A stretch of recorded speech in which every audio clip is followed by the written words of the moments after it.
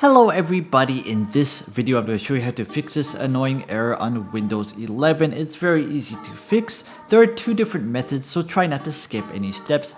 The first thing you want to do is type in search, type in CMD to bring up the command prompt. You want to right click on this and hit run as administrator. This will bring up this black box here. In here you want to type in sfc/scan now and hit enter.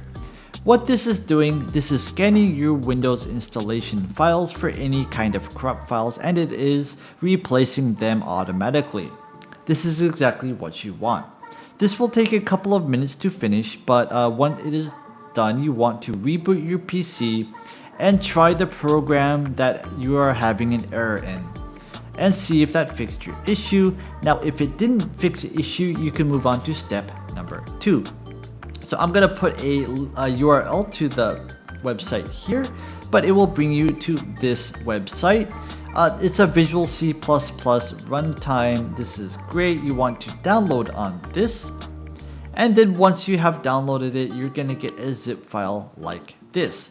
Now, once you have this zip file, you want to right click on this, click on extract all, and you're gonna have a folder that looks something like this.